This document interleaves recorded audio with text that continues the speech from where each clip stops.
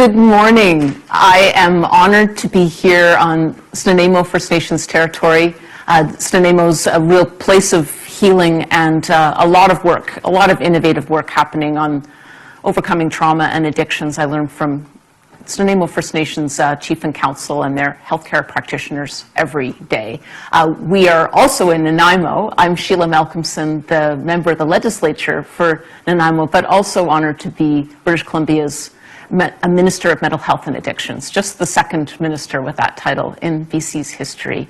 And we are here at Nanaimo Family Life Association. We're so impressed and thankful for the work that happens here every day. For this special announcement today, we are joined by Executive Director of the Senior Services Society of BC, Alison Silgardo. Glad that you're here. Also the Executive Director of Nanaimo Family Life Association, Deborah Hollins, and also Bertha Horsefield, who's a Nanaimo resident and a participant here in the SHINE program. And we're going to talk a bit about what that means. I also recognize my colleague, a member of the legislature for Parksville-Qualicum, Adam Walker, is here. And I also want to acknowledge my constituency assistant, Darcy Olson, who works so hard for people in this community. And she advocated inside our office with me and through me very hard for the announcement that's happening here today. Seniors in British Columbia are front of mind for everybody in the province, particularly during this time of the pandemic. And they are often the most vulnerable people in our communities. They have faced discrimination and marginalization that can alienate them from the care that is available in community, that can alienate them from housing. And particularly as the rest of the country has discovered British Columbia and housing unaffordability has pushed people out of Vancouver and the Lower Mainland, we have really felt the impacts of homelessness and housing unaffordability in Nanaimo in a particularly tough way that's been especially hard on seniors. And that is why our government is providing Seniors Housing Information and Navigation Ease Program, which we call SHINE, a grant of $720,000 to carry on and to expand their life-changing work. We're so grateful to the parts of the province that receive this program, those that have been delivering the service already, very grateful for the connection to care and the sense of family that SHINE creates. I've heard about its impact here in Nanaimo. We know how important it is across the province, and I'm so honored that our ministry is able to support this work with almost $750,000 to carry on that work. And so we are going to be able to have a bit of a conversation about what that means on the ground. And I'm so glad that all three of you are here with us for this really good day. Alison, I wanted to ask you in particular, what have you seen the impacts of the SHINE program have been across the province, and how does it help people with navigating care at a particularly tough time for seniors?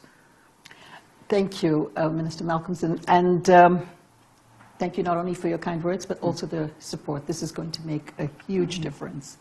You're right, seniors have been challenged historically with access to housing, finance, medical support, as well as other support services. Let me give you one example, just on the housing front and how SHINE impacts seniors. If a client was an older adult going to rent an accommodation and went to open house at a rental space, 90% of the time, quite often, more often, they are not offered that housing, even if they had the finance, because of perception or misperception that they would be a problem. So having a navigator, a community connector that can provide that advocacy can help the client prepare for the open house, prepare the landlords as to how to receive and work with older adults has been very successful. That's been our experience over the past 18 months of the SHINE program. Another piece may be around older adults who may have lived in a co-op. Unfortunately, that model has its own challenges these days, where it's a wonderful model for younger individuals. And as you age in place and can no longer participate in things that might defer the costs of maintenance in a co-op, we find older adults quite often, and increasingly so in the last few months, being given monthly charges that are $500 to $1,000 more overnight with limited income. That poses a huge problem, and they're intentionally or unintentionally pushed out of a co-op, which was their home.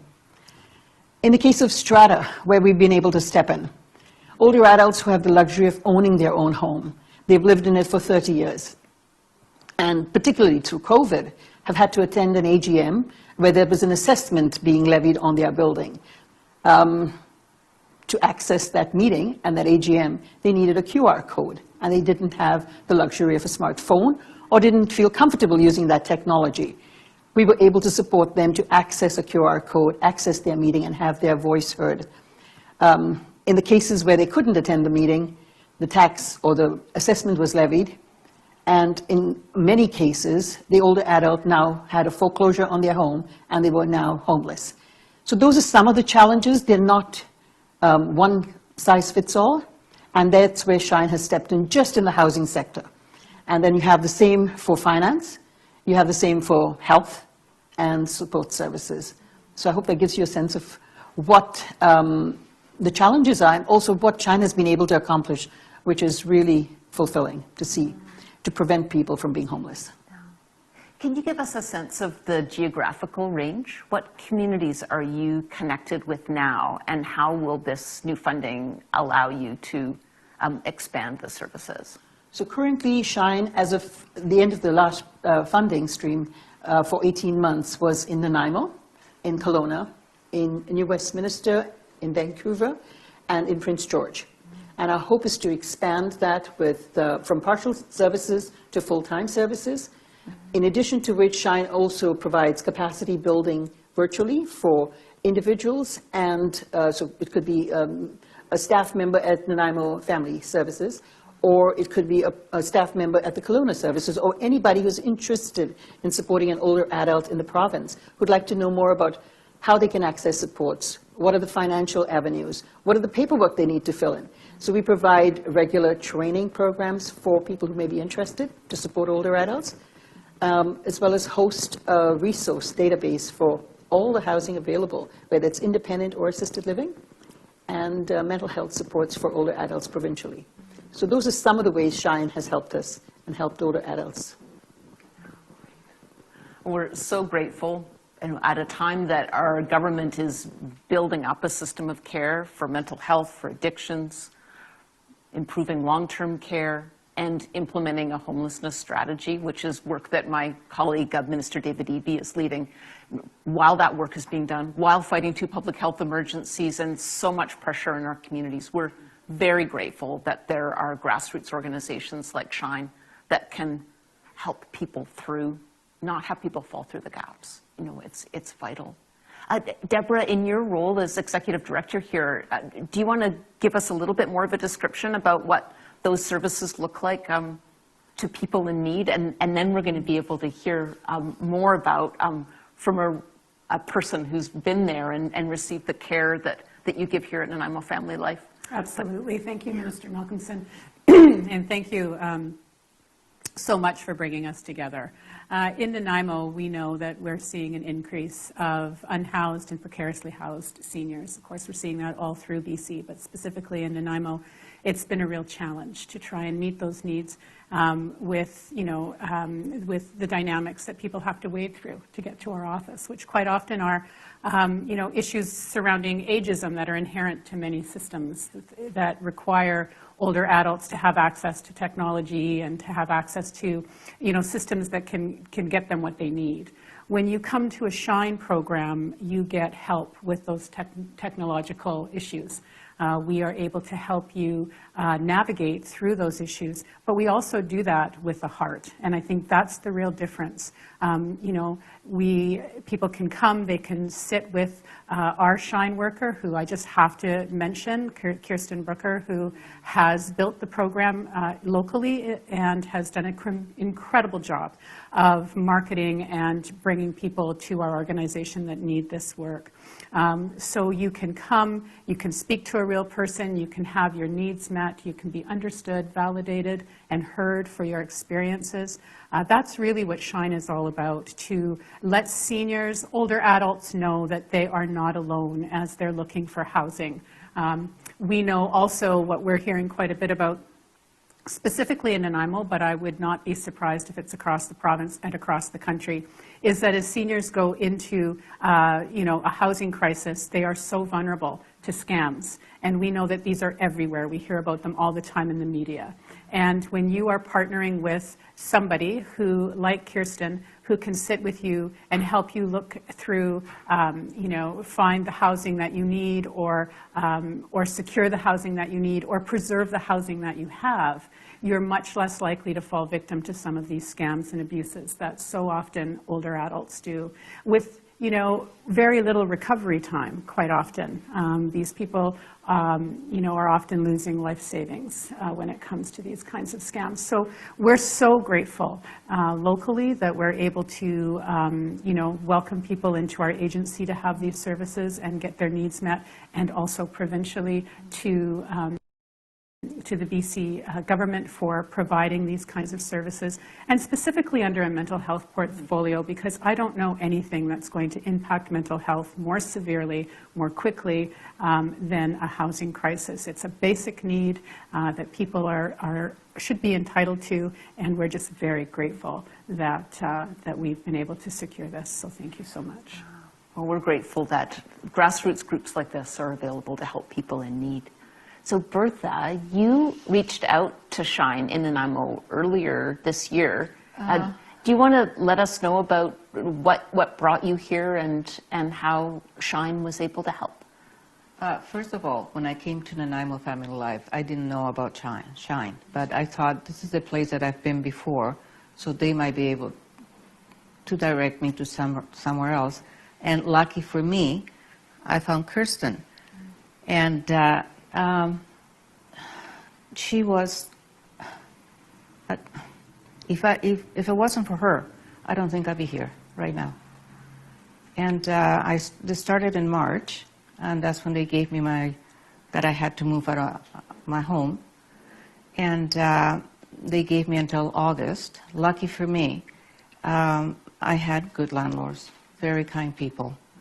So, and when she was explaining me all of this, what to do, how to do it, where to go, I thought, you know, all I could see was dark. Everything was black for me at that particular time, because my husband passed away in May. I had a stroke right at the same time that he was in the hospital, and I had to move out of my house. And I wasn't able to drive for a month, over a month and a half. So, and I had friends, I had support. But I was lucky that I had support. And I just, trying to get through to the housing was very hard, because at the time I think something was happening, something was going down, that we weren't able to communicate. Because I got hold of Taylor, I got hold of a lot of people, and I walked. Wherever I had to go, I walked to the places that they were supposedly were for rent. And, but nothing was happening. So I thought to myself, okay, this is getting too close for my liking. And I have to be out of my house. It doesn't matter how. And so I went and I started looking on my own, by myself. And the way I found the place I am, he had put on the phone for rent, but you had to get through. He had put like a puzzle first, so you had to go through the puzzle, and if you couldn't get through the puzzle, then you couldn't get to Tony. I couldn't get to him. So I did. I was lucky, again, and so I got the place, but I had to pay from $11.40 that I was paying to 1,300 and something. I understand that you were able to get some navigation support from Shine around the Safer Yeah. grant. Can you Yeah. describe how that worked? That was very hard, actually. It was, I said, oh my God, I can't, what is this? And Kirsten was having a problem too, because it was kind of, it wasn't there. Not all of it wasn't there. So you had to go through a different kind of road. And when we did all the assessments that we have to do to get through, well, they said I was only allowed a certain amount of money, right? I said, excuse me? I said, what? I said, how am I going to get there with that, what you're giving me? So I guess there was a mistake or a miscommunication, and that's what happened. It's not easy to get through. The website doesn't have everything for Safer. And I mean, I know about technology. I mean, I'm not all there, but I'm not as bad. But there's no way that I could have found it by myself or do it. So, like I said, if it wasn't for Kirsten and Nanaimo Family Life, I wouldn't be here right now. I don't know where I would have been because I wasn't thinking properly. My brain had gone on hiatus somehow, somewhere. And it was just like, yeah, it was really hard. I'm so hard. sorry for your loss, Thank and you. I'm so glad that you had that I appreciate that supportive care Yeah. to be able to navigate really difficult systems. You know, that Yeah. is, you know, while we combat homelessness, the pandemic has made everything worse. That everybody is more on edge, that the systems still are complicated to be able to connect people to the grants for housing for seniors, for the affordable housing that we're building. There's more available, but the need is deeper. And so to have a navigation system like this is vital, and it prevents homelessness. And Yes. that's what you're describing. So I wonder, Alison, based on what Bertha said, does this resonate with you about how you've heard in other communities that this program helps? Very definitely. As I was listening to Bertha, I could hear many other clients exactly go through that. And if everything was the same, and we were back 2 years ago, it was a challenge from the systems piece. COVID has enhanced that or exacerbated that with everything going online. And that piece for food security, for housing, for finance, somebody switching from provincial to federal funding. Mm-hmm. They may have been on disability for 6 months or 6 years, and their identification was all in order at the time of application. And they automatically kicked off, but then they're not automatically kicked into federal. So for 6 or 8 months, they're homeless because they have no money. And then you have to re-access all the identification. And a lot of resources go into that. There's a lot of mental health and quality of life that is suffering as a result of which. And then the person will be eligible and get retroactive funding. So just technology has exacerbated a lot of the challenges. And I hear Bertha completely on that piece around what a navigator. This is a very much high-touch, low-tech need to be able to hear and come alongside somebody. So Shine has had a huge impact and a positive impact in very different ways. Yeah. Well, we are so determined as a government to continue to build up those systems of care so that people don't fall between the cracks. But we're also very proud and honored to be able to partner with organizations like yours so that we can get seniors and elders the care that they need and deserve, and that we can prevent problems from growing. This is just exactly the kind of work that we're determined to do more of in partnership. And we don't want anybody to be left behind, and we're determined to continue to build up that systems of mental health, addiction care, prevention of homelessness, so everybody in British Columbia can have a dignified life, but particularly elders and seniors. That's, you know, we just hear that from people all the time, is how much British Columbians care about them, how much they want us to do more. And so today is a day that we are talking about how we will do more. And with that, and thank you for the conversation and all of you being here, I'll now take any questions from the media. Thank you. A reminder to media on the line, please press *1 to enter the queue. You will be limited to one question. Our first question goes to Fran Yanor, Northern Beat. Please go ahead. Oh, hi. Thank you for the question, the opportunity to ask it. And I'm sorry, Minister, I'm going to take you a little bit off topic here. to brain injury. I've been speaking with health practitioners, frontline support people, and trying to get a handle on the interaction between brain injury, addictions, homelessness, mental health, and I'm wondering what the province is doing in terms of assessing the prevalence and then diagnosis and treatment.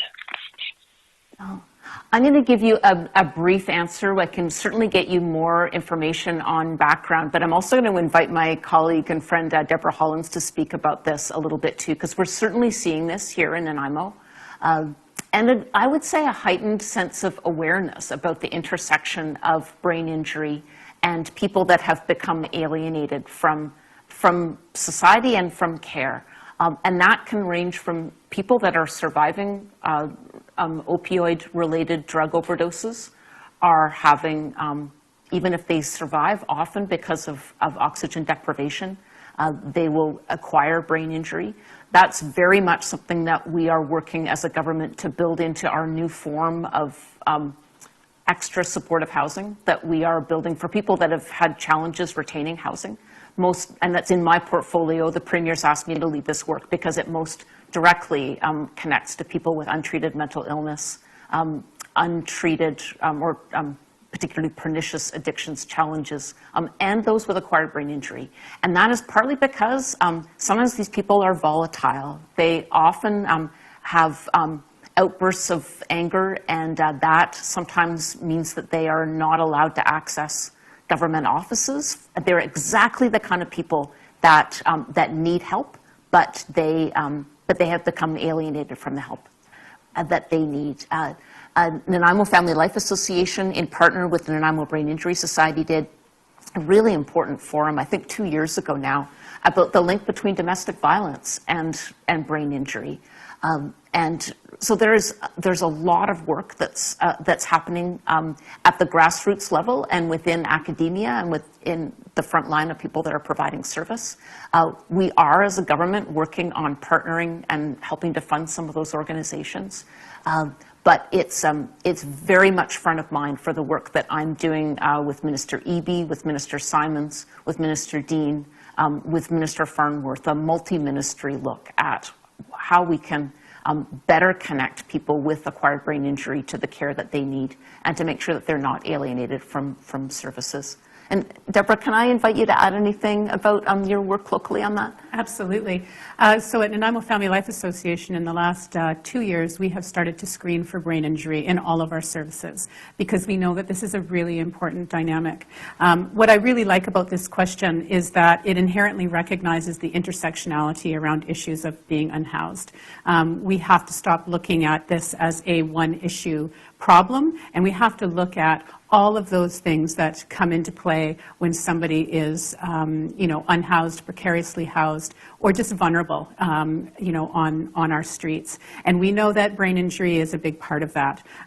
We know that we need multidisciplinary approaches to really reach out to people and be able to holistically help them and, help them find solutions to their issues, whether it's being unhoused, or whether it's mental health issues that are brought on by brain injury or as a result. And so, at NFLA, this is something that we screen with. We do partner. We're very lucky in our community to have the Nanaimo Brain Injury Society, who does incredible work in this area. And so, we are trying our very best to take that more holistic approach when we're looking at an individual who is having issues. Yeah. I'll add just as a final comment on this, and if you do have more brain injury questions, then I can ask my team to follow up with you because there is more active work happening.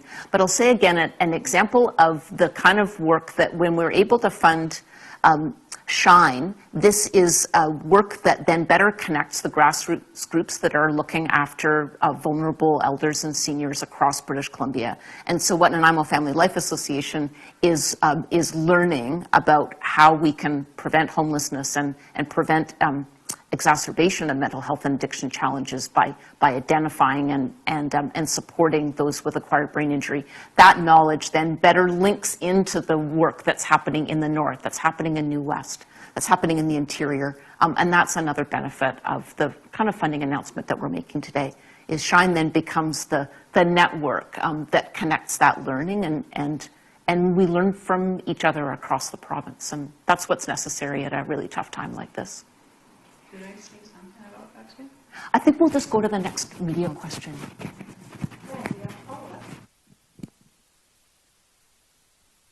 What? Hello? Do I get a follow-up? Or? Yeah, do you have a follow-up? Well, you referenced, and it sounds like with the overdose crisis, there's an increase in brain injury, and the problem's trying to get a handle on that. And I've spoken with clinicians, but also, is there a point of contact? You talked about NFLA has a screening process. Is there a point of there's many points of contact at the hospital whenever a person might come into the healthcare system. Is there a protocol or a screening that the province has or that is working on so that frontline workers are actually thinking about brain injury when they have someone in front of them? Yeah, because all these services are delivered through health authorities and each has their own way of delivering service and working with their own staff, then it's going to be a little bit different in different parts of the province. But we can follow up on that about what happens when people come in contact with the healthcare system and what that looks like in your region. Thank you. It looks like you guys answered all the questions today, and that concludes our event.